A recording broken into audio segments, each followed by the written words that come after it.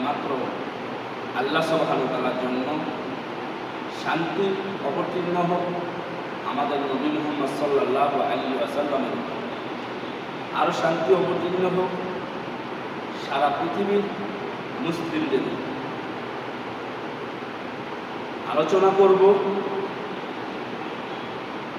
যিনি রাষ্ট্রনায়ক হবে।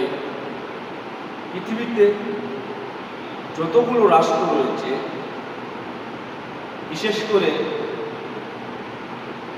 মুসলিম রাষ্ট্রের রাষ্ট্রনায়ক যারা, তারা রাষ্ট্রনায়ক হওয়ার পর, সরকার হওয়ার পর তার কাজ কি? সর্বপ্রথম আল্লাহ সুবহানাহু ওয়া তাআলা তাকে কি কাজ দিয়েছে, এই প্রসঙ্গে সংক্ষিপ্ত কিছু আলোচনা করব ইনশাআল্লাহ। আল্লাহ সুবহানাহু ওয়া তাআলা প্রত্যেকটা মানুষকে দায়িত্ব দিয়েছে। পুরুষ নারী সকলেই দায়িত্বশীল যার যার স্থান থেকে। একজন মা তার শিশু বাচ্চাকে সে কিভাবে দুধ পান করাবে, সে যখন তার বাচ্চাকে দুধ পান করাবে তখন সে বিসমিল্লাহ বলবে। একজন স্বামী তার স্ত্রীকে কিভাবে রাখবে সে কথা আল্লাহ সুবহানাহু ওয়া তাআলা এবং রাসূল সাল্লাল্লাহু আলাইহি ওয়াসাল্লাম বলে দিয়েছে। এবং একজন স্ত্রী তার স্বামীকে কতটুকু মর্যাদা দেবে সেটা আল্লাহ সুবহানাহু ওয়া তাআলা এবং রাসূল সাল্লাল্লাহু আলাইহি ওয়াসাল্লাম বলে দিয়েছে। একজন সন্তানকে পিতামাতা কোন আদর্শে শিক্ষা দেবে সে কথা আল্লাহ সুবহানাহু ওয়া তাআলা এবং রাসূল সাল্লাল্লাহু আলাইহি ওয়াসাল্লাম বলে দিয়েছে। তেমনি করে একটি দেশের মুসলিম রাষ্ট্রের একজন মুসলিম রাষ্ট্রনায়ক যখন সে রাষ্ট্রনায়ক হবে, সরকার হবে, সে দেশের রাজা হবে, তখন কিভাবে সে দেশ পরিচালনা করবে সে প্রসঙ্গে আল্লাহ সুবহানাহু ওয়া তাআলা এবং রাসূল সাল্লাল্লাহু আলাইহি ওয়াসাল্লাম বলে দিয়েছেন।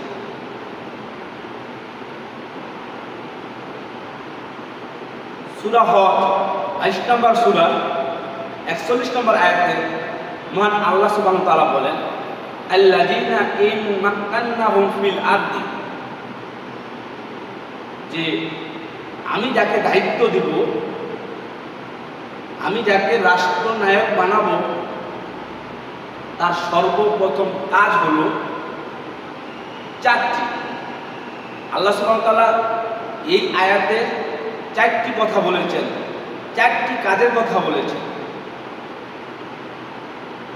তার প্রথম কাজ হলো আকামুস সালাত, যে সে সালাত প্রতিষ্ঠা করবে, সে নিজে সালাত আদায় করবে এবং তার রাজ্যে সালাত প্রতিষ্ঠা করবে। এটা হলো রাষ্ট্রনায়কের প্রথম কাজ।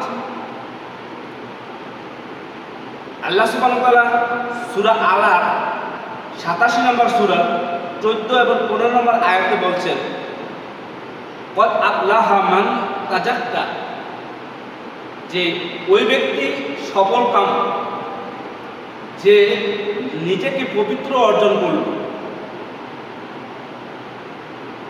এরপরে আয়াতে বলছেন, ওয়া যাকারা ইসমা রাব্বিহি ফাসাল্লা, যে আল্লাহকে স্মরণ করলো এবং সালাত আদায় করল। তাহলে একজন মানুষ তখনই পবিত্র হবে যখন সে আল্লাহর নাম স্মরণ করবে, সালাত আদায় করবে। সালাত আদায় করা ছাড়া একজন মানুষ পবিত্র হতে পারে না। সে নিজেকে যতই মুসলিম দাবি করুক, সে মুসলিম হতে পারবে না, নিজেকে পবিত্র অর্জন করতে পারবে না। আল্লাহ সুবহানাহু ওয়া তাআলা বলছেন রাষ্ট্রনায়ককে যে তোমার সর্বপ্রথম কাজ হলো সালাত প্রতিষ্ঠা করা। যখনই মানুষ, তার রাজ্যের মানুষ সালাত আদায় করবে তখন মানুষগুলো পবিত্র হয়ে যাবে। আর যখন মানুষ পবিত্র হয়ে যাবে তখন আল্লাহ সুবহানাহু ওয়া তাআলা তাদের অভিভাবক হয়ে যাবে। যখনই আল্লাহ সুবহানাহু ওয়া তাআলা তাদের অভিভাবক হবেন তখন আল্লাহ সুবহানাহু ওয়া তাআলা এই পবিত্র মানুষদেরকে সেই রাজ্যে আল্লাহ এমনভাবে বরকত দিবেন, আল্লাহর পক্ষ থেকে আল্লাহ বরকত দিবেন যে জমিন থেকে যে ফসল উৎপাদন হবে এর মধ্যে যে বরকত দিবে সেটা মানুষ ভাবতেও পারবে না, কল্পনাও করতে পারবে না। আল্লাহ সুবহানাহু ওয়া তাআলা সেই রাজ্যে বৃষ্টির মাধ্যমে বরকত দিবেন, বাতাসের মাধ্যমে বরকত দিবেন, সব স্থান থেকে বরকত দিবেন। যখন মানুষ পবিত্র অর্জন করবে, যখন রাষ্ট্রনায়ক সালাত প্রতিষ্ঠা করতে পারবে, তখন তার রাজ্যের অভাবগুলো দূর হয়ে যাবে, বরকতে পরিপূর্ণ হয়ে যাবে। আর আল্লাহ সুবহানাহু ওয়া তাআলা এই কথাই বলছেন যে একজন সরকার, একজন রাষ্ট্রনায়ক, একজন রাজা, একজন ব্যক্তিকেই বলা হয়, সে যখন দায়িত্ব পাবে, আল্লাহ যখন তাকে দায়িত্ব দিবেন, তখন তার সর্বপ্রথম কাজ হলো সালাত প্রতিষ্ঠা করা। সালাত প্রতিষ্ঠা করা, সালাত প্রতিষ্ঠা করলে আল্লাহ সুবহানাহু ওয়া তাআলা সেই রাজ্যে শান্তি দিবেন। যখন মানুষ অপবিত্র থাকবে, তখন আল্লাহ সুবহানাহু ওয়া তাআলা সেই রাজ্যে শান্তি পরিপূর্ণভাবে দিবেন না, সেই রাজ্যে বরকত থাকবে না, সে রাজ্যে অশান্তি, যে কোনো অন্যায় অরাজকতা থাকবে। তাহলে শান্তি আল্লাহ সুবহানাহু ওয়া তাআলা তাদেরকে দিবেন যারা নিজেকে পবিত্রতা অর্জন করবে। এরপরে আল্লাহ সুবহানাহু ওয়া তাআলা এরপরে বলছেন ওয়া আতু যাকাতা, যে তুমি যাকাত প্রতিষ্ঠা করো। আল্লাহ সুবহানাহু ওয়া তাআলা রাষ্ট্রনায়ককে প্রথম বলছেন সালাত প্রতিষ্ঠা করার জন্য, তারপরে বলছেন যাকাত প্রতিষ্ঠা করা। তো রাজ্যের নায়ক যখন তার দেশের যারা ধনী ব্যক্তি রয়েছেন তাদের কাছ থেকে যাকাত নিয়ে এবং গরিবদেরকে বন্টন করে দেবে, আশা করা যায় কয়েক বছর পর সে রাজ্যে অভাব থাকবে না, সে রাজ্যে অভাব থাকবে না।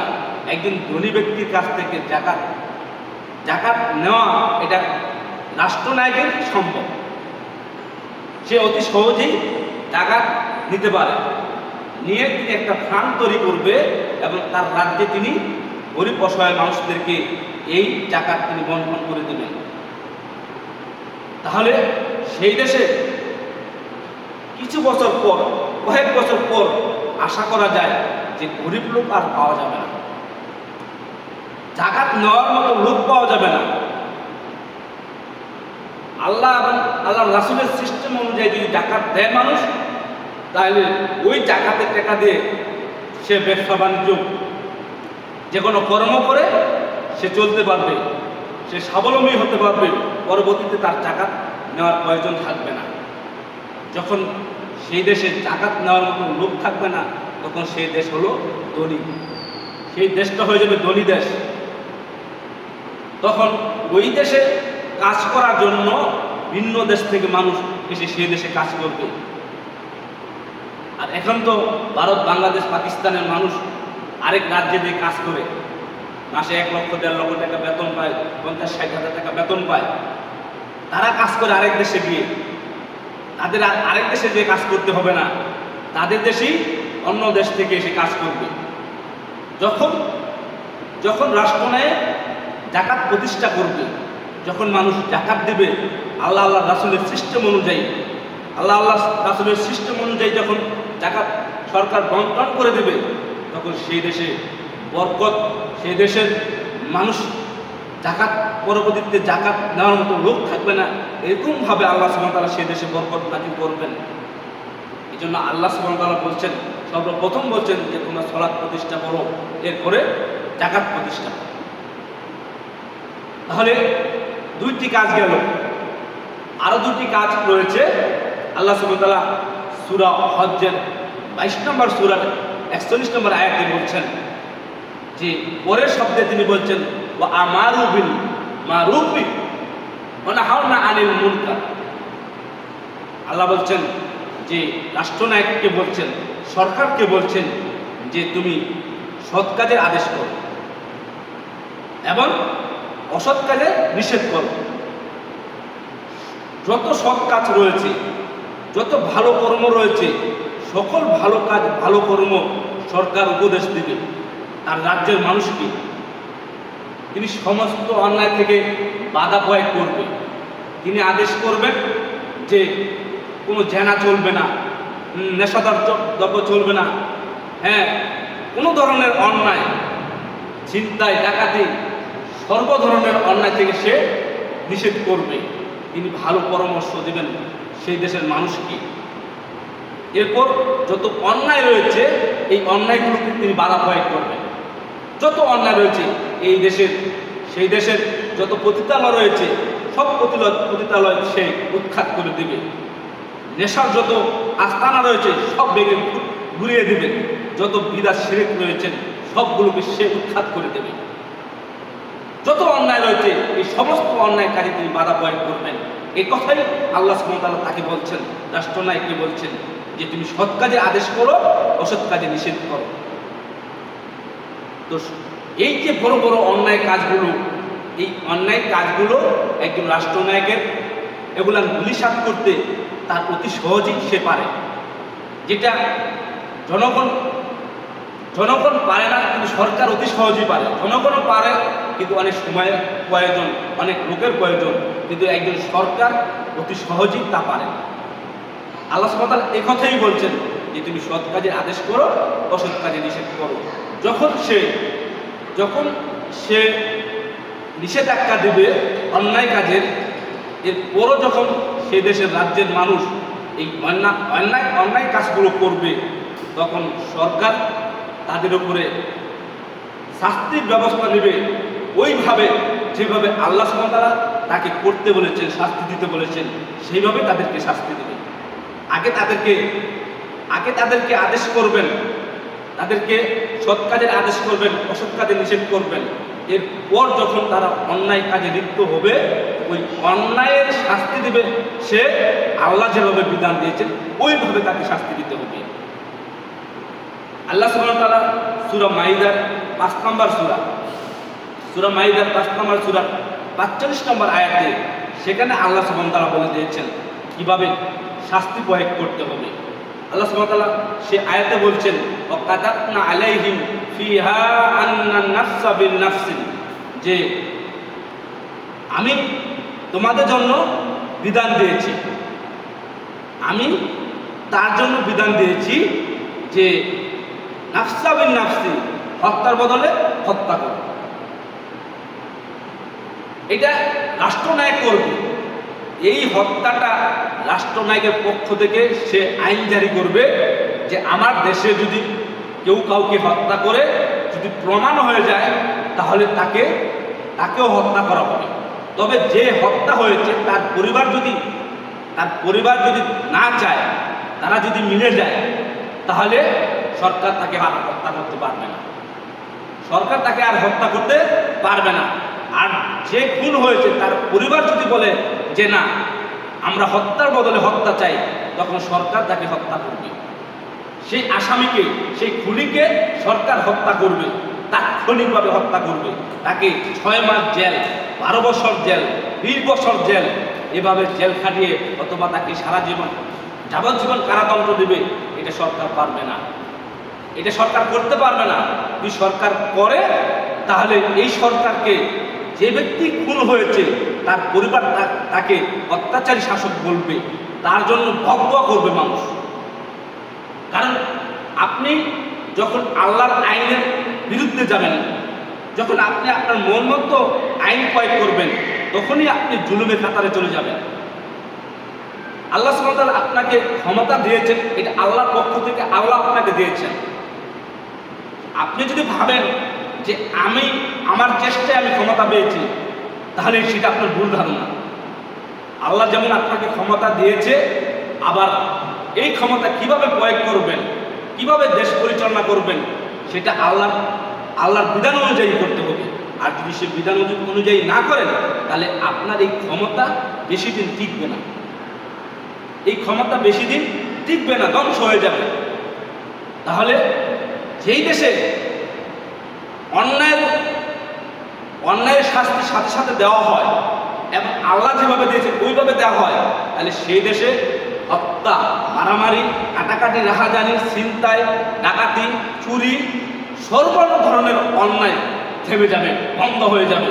মানুষ একটা অন্যায় করার আগে চিন্তা করবে যে আমি যদি এই অন্যায় করি তাহলে আমার এই শাস্তি পেতে হবে। আজকে দেখুন আমাদের দেশে সেই 1971 সাল থেকে ধরে নিয়ে এই যাবৎ যারা রাষ্ট্র পরিচালনা করেছে তারা কিন্তু এই হত্যাকাণ্ডগুলো বন্ধ করতে পারে না। দিন যায় মানুষ সংখ্যা বাড়ে, আবার হত্যাকাণ্ড বেড়ে যায়, হত্যাকাণ্ড বাড়ছে, কেউ কিন্তু বন্ধ করতে পারে না। এর মূল কারণ হচ্ছে যে ব্যক্তি খুন করেছে সে উপযুক্ত শাস্তি পায়নি। আপনি তাকে 20 বছর প্রমাণ হয়ে গেছে এই ব্যক্তি খুন করেছে, প্রমাণ হওয়ার পরও তার ফাঁসি হয় না, তাকে 20 বছর যাবজ্জীবন কারাদণ্ড দেওয়া হয়েছে। আপনি বলেন তো, আপনি যে তাকে 20 বছর জেল দিয়েছেন, আপনি যে তাকে যাবজ্জীবন কারাদণ্ড দিয়েছেন, এই লোকটা জেলখানাতে 30 বছর 40 বছর সে বেঁচেছে, এই 30-40 বছর যে খাবারটা খেয়েছে সে কার খাবারটা খেল? আপনি সরকার, আপনাকে একটা বেতন দেওয়া হয়, আপনার একটা বেতন রয়েছে, আপনি কি আপনার বেতন থেকে এদেরকে খাওয়াচ্ছেন? না, এদেশের সম্পদ থেকে আপনি খাওয়াচ্ছেন। তাহলে এই দেশের সম্পদ আপনি অপচয় করলেন। আল্লাহ তো আপনাকে বলছেন যে আমি তাকে দায়িত্ব দিব, রাষ্ট্রনায়ক বানাবো, রাজা বানাবো, সরকার বানাবো, সে কি করবে? নাফসা বিন নাফসি, যে প্রাণের বদলে প্রাণ নেবে, হত্যার বদলে হত্যা করবে। তাহলে আপনি হত্যা না করে তাকে আপনি জেল দিয়েছেন, এটা আপনি অন্যায় করেছেন এবং দেশের সম্পদ আপনি নষ্ট করেছেন। আর এই জন্যই আরও যারা অপরাধী রয়েছে তারা আরও এই অপরাধ তারা আরও বেশি করে করছে, কারণ সে বুঝতে পারছে যে এদেশে হত্যা করলে হত্যা হয় না। যখন আপনি হত্যার বদল প্রমাণ হওয়ার পর সাথে সাথে হত্যা করবেন, তখন যারা চিন্তা ভাবনা করে যে ডাকাতি করব, মানে ডাকাতি করতে গিয়ে খুন করে তার সম্পদ নিয়ে আসবো, এরকম যারা ডাকাত রয়েছে, সন্ত্রাস রয়েছে, চাঁদাবাজ রয়েছে, তারা এ থেকে শিক্ষা গ্রহণ করবে যে না, আমি যদি এই হত্যা করি, তাহলে যদি ধরা খাই তাহলে আমাকে হত্যা করে নেবে সরকার। তখন সেই দেশে হত্যাকাণ্ড, এই রাহাজানি, মারামারি, কাটাকাটি, এগুলা সব বন্ধ হয়ে যাবে, এগুলো সব বন্ধ হয়ে যাবে। এই জন্য এত খুন, এত অরাজকতা যে সরকার এই আল্লাহ সুবহানাহু ওয়া তাআলা যেভাবে শাস্তি দিতে বলেছেন তারা সেভাবে শাস্তি প্রয়োগ করতে পারে না, যার কারণে পূর্বে যারা সরকার রাজত্ব করেছেন তারা ক্ষতিগ্রস্ত, ধ্বংস হয়েছে। এই আল্লাহ সুবহানাহু ওয়া তাআলার বিধান অনুযায়ী বিধান করতে পারে না বিধান। এরপর আল্লাহ সুবহানাহু ওয়া তাআলা বলছেন ওয়াল আইনা বিল আইন, যে চক্ষুর বদলে চক্ষু নেব। আল্লাহ বলছেন চক্ষুর বদলে চক্ষু নাও। একজন ব্যক্তির যখন কেউ যদি কারো চোখ কানা করে ফেলে, একজন ব্যক্তির ডান চোখ কানা করলো, তখন তাকেও শাস্তি দিতে হবে যে তারও ডান চোখ কানা করতে হবে। যদি তাদের পরিবার তারা মিলে যায়, তারা যদি টাকা পয়সা দিয়ে হোক, যেভাবে হোক, তারা যদি মিলে যায়, তাহলে সেটা হলো ভিন্ন বিষয়, তাহলে তাকে আর শাস্তি দেওয়া যাবে না। যদি না মিলে, যদি যার চোখ বন্ধ করা হয়েছে সে যদি বলে, তার পরিবার যদি বলে যে না, তাকেও চোখ বন্ধ করতে হবে, তাহলে ইচ্ছা এটাই করতে হবে যে তার চোখ বন্ধ করতে হবে। এরপর আল্লাহ সুবহানাহু ওয়া তাআলা বলছেন ওয়াল আনফা বিল আনফি, যে নাকের বদলে নাক। কেউ যদি কারো নাকে ঘুষি দেয় তাহলে বিচার করতে হবে এটাই যে তারও পাল্টা নাকে ঘুষি দিতে হবে, তাকেও পাল্টা নাকে ঘুষি দিতে হবে। ওয়াল উজুনা বিল উজুনি, কানের বদলে কান না। কেউ যদি কারো কান কেটে দেয় তাহলে এর বিচার হলো তার কান কেটে দেবে। এটা আল্লাহ দিয়েছেন, এই বিচারটা আল্লাহ দিয়েছেন যিনি আমাদের সকলের সৃষ্টিকর্তা, যিনি আসমান জমিনের সৃষ্টিকর্তা, সব কিছু সৃষ্টিকর্তা, যিনি ইহকাল পরকালের মালিক। সে আল্লাহ বিধান দিয়েছেন যে তোমরা কানের বদলে কান নাও, হত্যার বদলে হত্যা করো, নাকের বদলে নাক, ওয়াসিন্না বিসিন্নি, যে দাঁতের বদলে দাঁত নাও।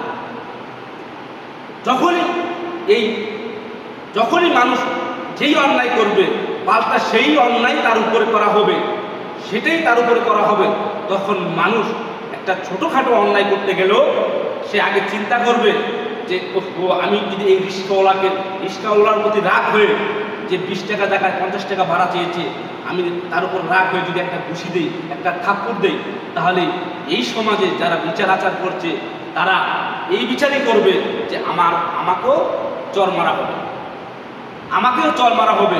আমি যত বড়ই ধনী লোক হই না কেন, যদি রিক্সাওয়ালা বলে যে এই ব্যক্তি আমাকে চর মেরেছে, কেউ যদি সাক্ষী দেয় যে হ্যাঁ সে চর মেরেছে, রিক্সাওয়ালা যদি বলে তাকে চরই মারতে হবে, হোক সে যত বড়ই ধনী লোক, তাকে চরই দিতে হবে। এটাই হলো বিচার।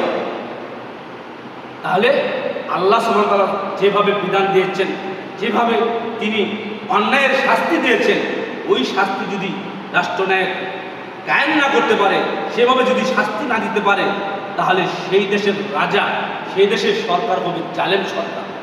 আল্লাহ তাকে জালেম বলেছেন, মানুষও তাকে জালেম বলবে, মানুষও তাকে জালেম বলবে।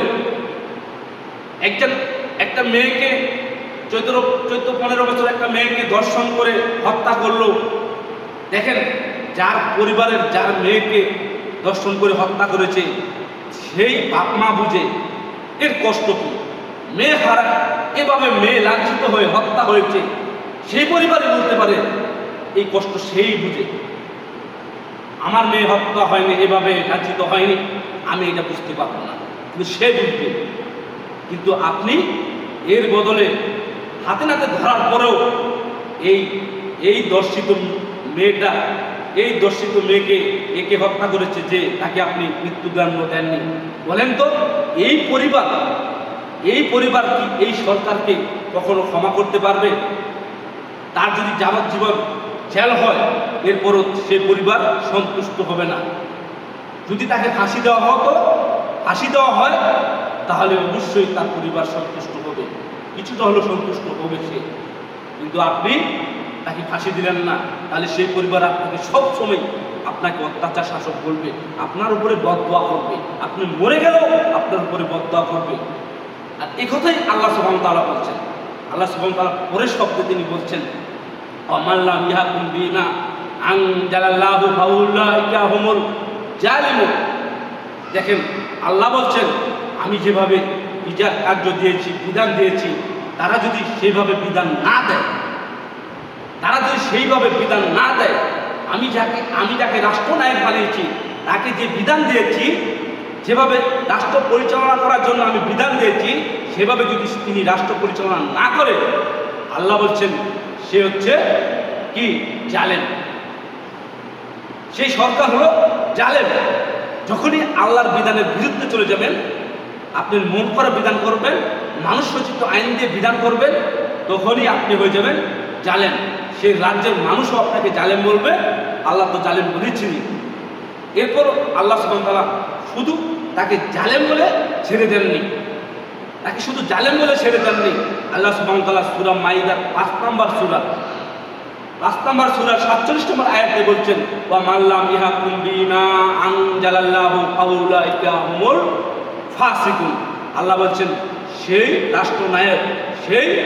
রাষ্ট্রনায়ক সরকার, সে রাজা, সে যদি আমার বিধান না দেয়, আমি যেভাবে বিধান দিয়েছি সেভাবে যদি বিধান না করে, তাহলে সে হলো ফাসিক।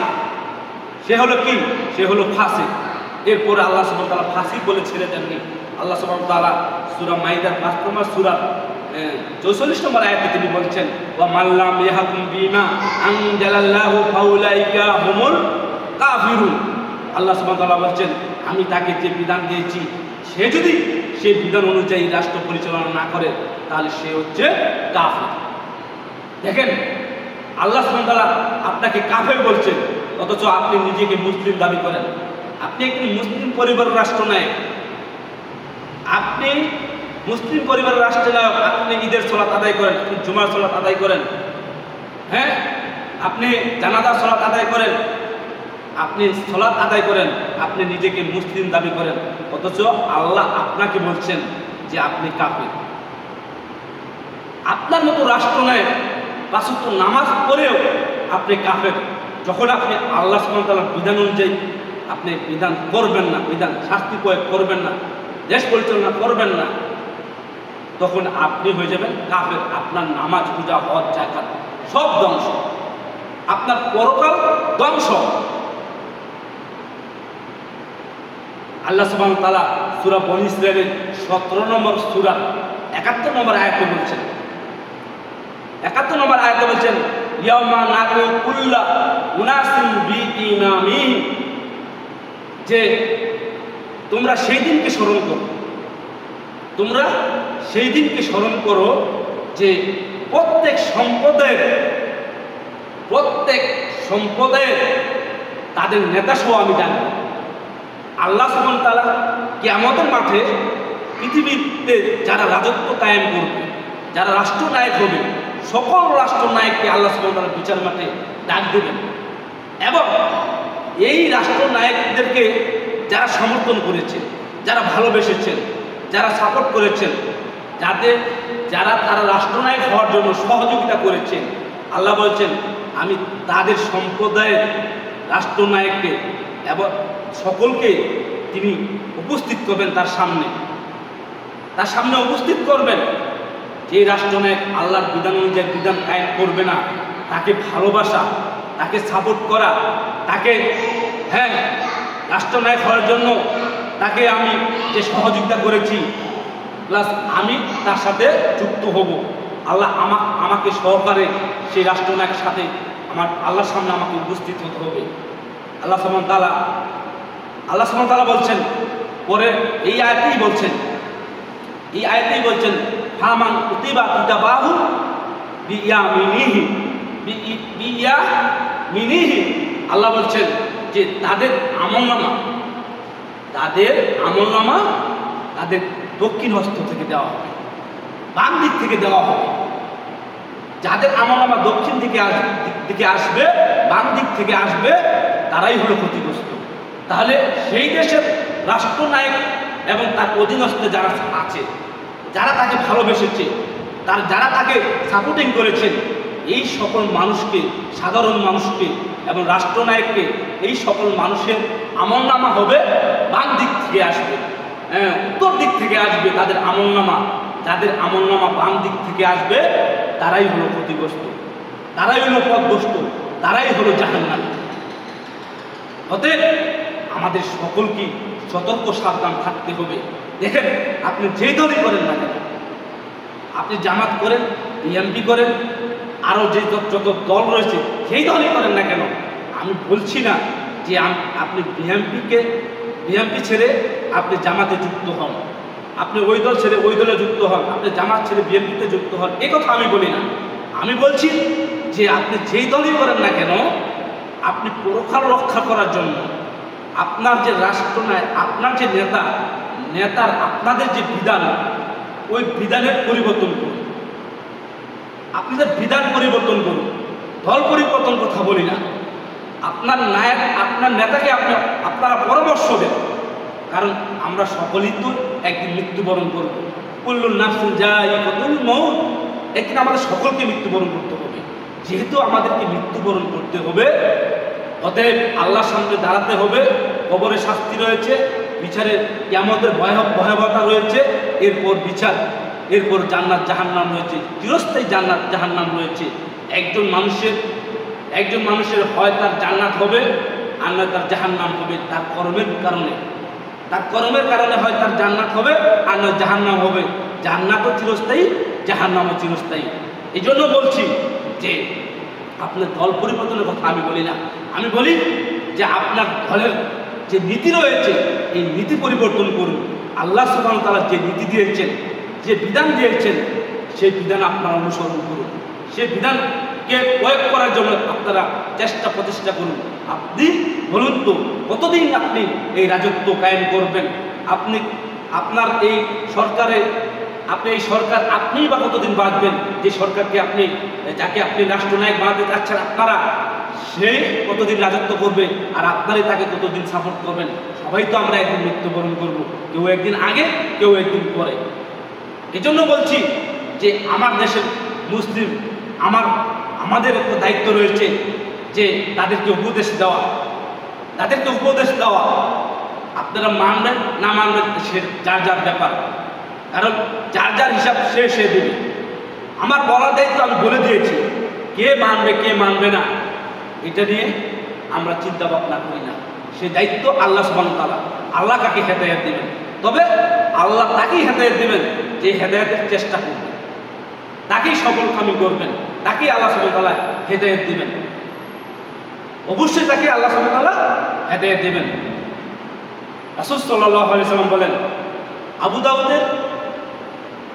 আবু দাউদের 3571 নম্বর হাদিস, আবু হুরায়রা রাদিয়াল্লাহু আনহু বলেন, রাসূল সাল্লাল্লাহু আলাইহি ওয়াসাল্লাম বলছেন, মান কদাহা জুবিহা বিগাইরি সিকিহি। রাসূল সাল্লাল্লাহু আলাইহি ওয়াসাল্লাম বলছেন, যে ব্যক্তিকে বিচার পদে নিয়োজিত করা হলো, যে ব্যক্তিকে বিচার পদে নিয়োজিত করা হলো তাকে ছুরিবিহীন জবে করা হলো, তাকে ছুরিবিহীন জবে করা হলো। সাহাবীগণ প্রশ্ন করলেন, ইয়া রাসূলুল্লাহ, এ কেমন কথা যে ছুরিবিহীন জবে? মানে ছুরিবিহীন জবে আমরা বুঝতে পারলাম না, ছুরিবিহীন জবে কি? তখন রাসূল সাল্লাল্লাহু আলাইহি ওয়াসাল্লাম বলছেন যে যেই ব্যক্তিকে বিচারক পদে নিয়োজিত করা হলো সে যদি আল্লাহ সুবহানাহু ওয়া তাআলার বিধান অনুযায়ী বিচার না করে তাহলে তার পরকাল ধ্বংস। আর যার পরকাল ধ্বংস, যার আখিরাত ধ্বংস, সেই ছুরিবিহীন জবে হয়ে গেল। তাহলে কত বড় কথা! তাহলে যেই বিচার করছে, হোক সমাজের মেম্বার, হোক সমাজের কাউন্সিলর, হোক চেয়ারম্যান, হোক এমপি মন্ত্রী, যারাই হোক না কেন, যেই বিচার করছে ওই বিচারটা যদি আল্লাহ রাসূলের অনুযায়ী না হয় তাহলে সে ছুরিবিহীন জবে হয়ে গেল, তার পরকাল ধ্বংস হয়ে গেল। তাহলে জজ কোর্টে, হাইকোর্টে, সুপ্রিম কোর্টে এবং সমাজে যারা বিচার করছে, যেখানে যারা বিচার করছে, ওই বিচারটা যদি আল্লাহ এবং রাসূলের অনুযায়ী না হয় তাহলে সে ছুরিবিহীন জবে হয়ে গেল, তার পরকাল ধ্বংস হয়ে গেল।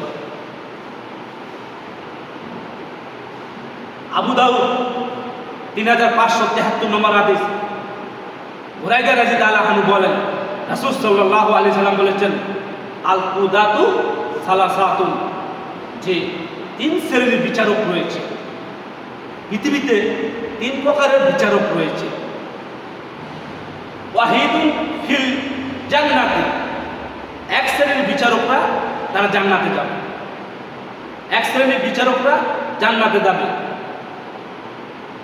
ওয়া ইসলাম ফি নার, 2 শ্রেণীর বিচারক রয়েছে, তারা জাহান্নামে যাবে। পৃথিবীতে 3 প্রকারের বিচারক থাকে, 3 শ্রেণীর বিচারক দেখবেন যে এক শ্রেণীর বিচারকরা তারা জান্নাতে যাবে আর 2 শ্রেণীর বিচারকরা জাহান্নামে যাবে। আল্লাযীনা ফিল জান্নাতি ফারাজুলুন আরফাল হাক্কু, যে এক শ্রেণীর বিচারক তারা জান্নাতে যাবে যে তারা সত্যকে বুঝে ওই অনুযায়ী বিচার করে। এক শ্রেণীর বিচারক যেটা সত্য, যেটা আল্লাহর পক্ষ থেকে, রাসূলের পক্ষ থেকে বিচার করা হয়েছে, বিচার দিয়েছেন, বিধান দিয়েছেন, ওই বিচারটা ওইভাবে করে। যেমন হাত কাটা অন্যায় হলো, হাতে চুরি করার অন্যায় হলো হাত কেটে দেওয়া, কান কেটেছে এর বিচার হলো কান কেটে দেওয়া। এইরকম বিচার যারা করে, যেটা আল্লাহ এবং রাসূল দিয়েছেন বিধান, সমস্ত অন্যায়ের বিধান শাস্তি আল্লাহ এবং আল্লাহ রাসূল দিয়েছেন, এক শ্রেণীর মানুষ ওইভাবে বিচার করে, ওইভাবে বিচার করবে। যারা এইভাবে বিচার করে, এই শ্রেণীর মানুষগুলো, এই বিচারকরাই জান্নাতে যাবে। এরপর ওয়া রাজুলুন আরফাল হাক্কু, যে এক শ্রেণীর বিচারক রয়েছে, ফাজার ফিল হুকমি ফাওয়া ফিন্নার, যে তারা বিচার করছে, সে জানে যে এই বিচারটা কিভাবে করতে হবে, সে জানে এই বিচারটা কিভাবে করতে হবে, এর সত্যটা সে জানে, তার জেনেও সে বিচারটা সে গোপন করে, সে মানুষকে জুলুম করে, সে নিজ ইচ্ছা অনুযায়ী বিচার করছে, বিচার ওইভাবে করে না, তো বলা হয়েছে এই বিচারকরা জাহান্নামী। সত্য জানার পরও মানুষকে জুলুম করে, এই বিচারকরা জাহান্নামী। আরেক শ্রেণীর বিচারক হলো ওয়া রাজুলুন কদালিন নাসি আলা জাহলি ফাহুয়া ফিন্নার। আরেক শ্রেণীর বিচারক হলো যে তারা যে বিষয় বিচার করছে সে জানে না যে এই বিচারটা কিভাবে করতে হবে। সে নিজ থেকে আনুমানিক ধারা নিজের ইচ্ছা অনুযায়ী বিচার করে। একজন বিচারক যে বিষয় নিয়ে বিচার করছে এই বিচারটা সত্য বিচার কি সে সেটা জানে না। সে বিচার করছে তার ইচ্ছা অনুযায়ী, তার মন অনুযায়ী। আল্লাহ রাসূল সাল্লাল্লাহু আলাইহি ওয়াসাল্লাম বলছেন এই বিচারকরাই জাহান্নামে যাবে। বা আলা জাহলিন, তারা জাহেল, তারা মূর্খ, তারা অজ্ঞ, ফাহুয়া ফিন্নার, যে তারাই জাহান্নামে যাবে। এই অজ্ঞ বিচারক, এই জাহেল বিচারক জাহান্নামে যাবে। তাহলে কত কঠিন! যেই সরকার রাষ্ট্র, যেই সরকার আল্লাহর বিধান অনুযায়ী বিধান করে না তাকে সাপোর্ট করা যাবে না, তাকে অন্তর থেকে ভালোবাসা যাবে না। এটা যেমন অপরাধ, তেমনি যারা বিচার করছেন এই বিচারকে এই বিচারে সন্তুষ্ট হওয়া যাবে না। যেটা আল্লাহ রাসূলের বিধান অনুযায়ী না হবে তখন সেই বিচারের প্রতি আমার সন্তুষ্ট হওয়া যাবে না। যেহেতু আল্লাহ রাসূলের অনুযায়ী এই বিচার হয় নাই, ওই বিচারে সন্তুষ্ট হওয়া যাবে না। এবং ওই বিচারকে যারা সাপোর্ট করবে, ভালোবাসবে, সমর্থন করবে তারাও অপরাধী, যারা বিচার করছে তারাও অপরাধী। তাহলে কত কঠিন, কত জটিল! বুখারীর কিতাব 4812 নম্বর হাদিস, আবু হুরায়রা রাদিয়াল্লাহু আনহু বলেন রাসূল সাল্লাল্লাহু আলাইহি ওয়াসাল্লাম বলেছেন ইয়াউমাল কিয়ামাতি ইয়াকবিদুল্লাহু আরদা। আল্লাহ সুবহানাহু ওয়া তাআলা বিচারের মাঠে তার এক হাতে পৃথিবীর সমস্ত জমিনকে তার এক হাতে মুষ্টির মধ্যে রাখবেন। আল্লাহ সুবহানাহু ওয়া তাআলা কিয়ামতের মাঠে সারা পৃথিবীর জমিনকে তার এক হাতের মুঠোর মধ্যে রাখবেন। ওয়া ইয়াকিস সামাওয়াতি বিয়ামিনিহি, এবং 7 আসমানকে, আমরা যে আসমান দেখছি এটা হলো পৃথিবীর প্রথম আসমান, এরকম আরো উপরে 6টি আসমান রয়েছে। এই 7টি আসমানকে আল্লাহ সুবহানাহু ওয়া তাআলা রুটির মতো, রুটি যেমন একটা পাত্রের মধ্যে 7টা রুটি রাখলে যেরকম মিলে যায়, আল্লাহ সুবহানাহু ওয়া তাআলা এই 7টা আসমানকে ভাঁজ করে তার আরেক হাতের মধ্যে রাখবেন। এক হাতে সমস্ত পৃথিবীর জমি, আরেক হাতে আল্লাহ সুবহানাহু ওয়া তাআলা এই 7টি আসমানকে তার আরেক হাতের মধ্যে রাখবেন। আরেক হাতের মধ্যে রাখবেন। সুম্মা ইয়াকুলু, এরপর আল্লাহ সুবহানাহু ওয়া তাআলা বলবেন, আনাল মালিকু, আমি মালিক, আমি রাজাধিরাজ। কিয়ামতের মাঠে আল্লাহ সুবহানাহু ওয়া তাআলা বলবেন আমি মালিক, আমি রাজাধিরাজ। আইনা মুলুকুল আরদি, হে দুনিয়ার রাজা বাদশাহরা, হে দুনিয়ার দাম্ভিকরা, হে দুনিয়ার অহংকারীরা, আজ তোমরা কোথায়? আজ তোমরা কোথায়? সেদিন আল্লাহ সুবহানাহু ওয়া তাআলা ডাক দিবেন। সেই দিন সমস্ত পৃথিবীর যারা রাজত্ব করেছেন, যারা রাষ্ট্রনায়ক রয়েছেন, সকলেরই অপরাধ, যারা আল্লাহ সুবহানাহু ওয়া তাআলার বিধান অনুযায়ী রাষ্ট্র পরিচালনা করে নাই, তাদের সকলের পিছনে হাত বাঁধা থাকবে, সকলের পিছনে হাত বাঁধা থাকবে এবং তাদেরকে আল্লাহর সামনে উপস্থিত করা হবে। সেই দিন আল্লাহ সুবহানাহু ওয়া তাআলা এদেরকে জাহান্নামে নিক্ষেপ করার কথা বলবেন এবং এদেরকে যারা সাপোর্ট করেছেন, এদেরকে যারা ভালোবেসেছেন, আল্লাহ সুবহানাহু ওয়া তাআলা তাদেরকেও জাহান্নামে নিক্ষেপ করবেন। তাহলে ভালোবাসার কারণে, এই ভালোবাসার কারণে আমিও বিপদগ্রস্ত। এই জন্য বলছি যে আপনি দল করেন, ভালো কথা দল করেন, কিন্তু দলে যদি আপনার ন্যায় বিচার না থাকে, আপনার যিনি যাকে নেতা বলে আপনি স্বীকার করছেন, সে যদি আপনাকে সলাতের দাওয়াত না দেয়, সে যদি আল্লাহর বিধান অনুযায়ী বিধান না করে, তাহলে তারও পরকাল নষ্ট, আপনি তাকে ভালোবাসার কারণে আপনারও পরকাল ধ্বংস। এই জন্য বলি যে দল ত্যাগ করেন না, দলের নীতি ত্যাগ করেন। যদি নীতি ত্যাগ তারা যদি সংশোধন না হয়, তাহলে আপনি দল ত্যাগ করেন, প্রয়োজনে একা থাকেন, কোনো দলের সাথে থাকার দরকার নেই। কারণ মৃত্যুর পরে কবরে আপনাকে জিজ্ঞাসা করবে না আপনি কোন দল করেছেন, আপনি কি জামাত করেছেন, আপনি বিএনপি করেছেন, আপনি আওয়ামী লীগ করেছেন, না অমুক করেছেন সুমুক করেছেন, এই কথা কবরে ফেরেশতারা প্রশ্ন করবে না। বলা হবে মান রাব্বুকা, তোমার রবকে, মান দিনুকা, তোমার দিন কি ছিল, মান নাবিয়ুকা, তোমার নবীকে। আমি যদি আমার নবীর বিধান যদি আমি বাস্তবায়িত না করি, আমি যদি আমার নবীর বিধানকে যদি আমি অনুসরণ না করে থাকি, তাহলে সেদিকে আমার নবীর কথা আমার মুখে আসবে। আমার মুখে কি আসবে? আমার নবীর নাম মুহাম্মদ সাল্লাল্লাহু আলাইহি সাল্লাম। সেদিকে আমার মুখে আসবে আমার দিন ইসলাম ছিল। আমি দুনিয়াতে মুখে স্বীকার করেছি আমার দিন ইসলাম, আমার ধর্মের বিধান হলো কোরআন রাসূলের হাদিস, আমি স্বীকার করি, কিন্তু বাস্তবে সেটা আমি প্রয়োগ করিনি।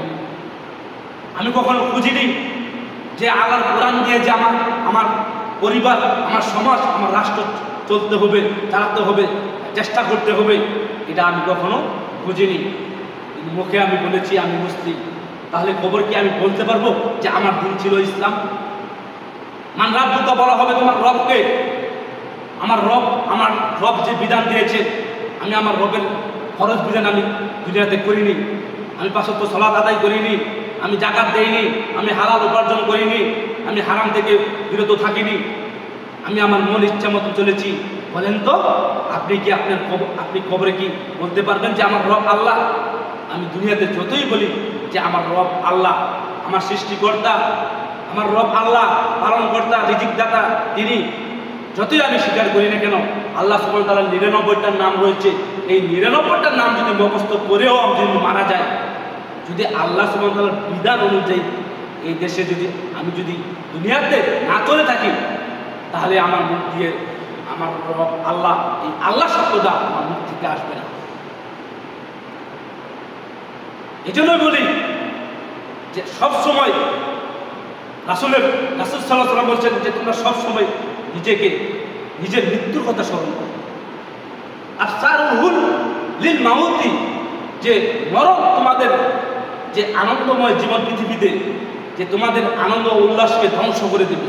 যখন মানুষ নিজে মৃত্যুর কথা স্মরণ করবে, সবসময় মৃত্যুর কথা স্মরণ করবে যে এখন আমি ভালো সুস্থ আছি, আজকে মনে আমার রাতে মরণ হতে পারে। রাত পার হয়ে গেলে মনে করতে হবে আজকে দিনে আমার মৃত্যু হবে, দিন পার হয়ে গেলে মনে করতে হবে যে আজকে রাতেই আমার মৃত্যু মরণ হবে। অতএব আমি সমস্ত অন্যায় কাজ ছেড়ে দিলাম, আমি ভালো হয়ে গেলাম, আমি প্রস্তুতি গ্রহণ করলাম মৃত্যুর জন্য, যে আমি মৃত্যুর জন্য প্রস্তুতি গ্রহণ করলাম। আল্লাহ সুবহানাহু ওয়া তাআলার যে ৫ ওয়াক্ত ফরজ বিধান দিয়েছেন, অন্তত এগুলো আমি মেনে চলবো। কোনো দলের মধ্যে যদি দিন না থাকে, তাহলে সমস্ত দল আমি পরিত্যাগ করলাম এবং আমি আল্লাহ সুবহানাহু ওয়া তাআলার বিধান অনুযায়ী ৫ ওয়াক্ত সালাত ফরজ করা হয়েছে, এগুলো আমি মেনে চললাম। আপনি মৃত্যুর কথা স্মরণ করবেন, আর যখনই আপনার মৃত্যু হবে তখনই আপনার শান্তি। আপনার জন্য দুনিয়াতে অশান্তি রয়েছে, আপনার জন্য দুনিয়াতে শান্তিও রয়েছে, কিন্তু আপনার জন্য মরার সাথে সাথে আপনার জন্য শান্তি। এই জন্য রাসূল সাল্লাল্লাহু আলাইহি ওয়াসাল্লাম বলছেন যে তোমরা সবসময় মৃত্যুর কথা স্মরণ করো। যখন মানুষ মৃত্যুর কথা স্মরণ করবে, তখন মানুষ অন্যায় কাজ থেকে বেঁচে থাকতে পারবে। আমরা ভুলের ওয়ারিশ দিই না, এই ওয়ারিশ যে দেই না, এই হক যে আমরা মেরে খাচ্ছি, আমরা মানুষকে